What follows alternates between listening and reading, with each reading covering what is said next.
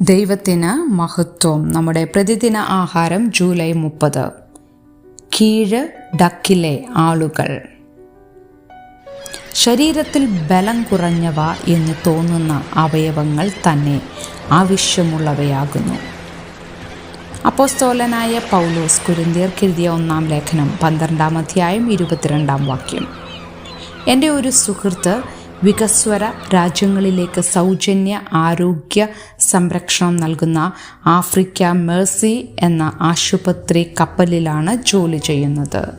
മറ്റ് നിലകളിൽ ചികിത്സ കിട്ടാതെ പോകുന്ന നൂറുകണക്കിന് രോഗികളെയാണ് ജീവനക്കാർ ദിവസവും ശുശ്രൂഷിക്കുന്നത്.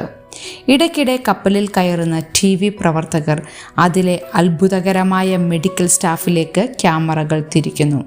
ചിലപ്പോൾ അവർ മറ്റ് ക്രൂ അംഗങ്ങളുമായി അഭിമുഖം നടത്താൻ ഡെക്കിന് താഴെക്കൂടെ പോകുന്നു. എങ്കിലും മൈക്ക് ചെയ്യുന്ന ജോലി സാധാരണമായി ശ്രദ്ധിക്കപ്പെടാതെ പോകുന്നു. ഒരു എഞ്ചിനീയറായ മൈക്ക് കപ്പലിലെ മലിനജല പ്ലാന്റിലാണ് തന്നെ ജോലിക്ക് നിയോഗിച്ചത് എന്നതിൽ സ്വയം അത്ഭുതപ്പെടാറുണ്ട്.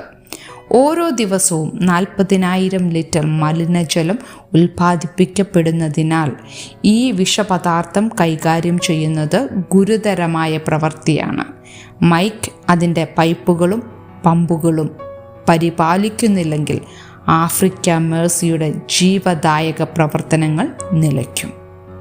ക്രിസ്തീയ ശുശ്രൂഷയുടെ മുകളിലത്തെ ഡെക്കിൽ ഇരിക്കുന്നവരെ അഭിനന്ദിക്കുന്നതും അതേസമയം താഴെയുള്ള ഇടുങ്ങിയ ഇടനാഴികളിലുള്ളവരെ കാണാതിരിക്കുന്നതും എളുപ്പമാണ്.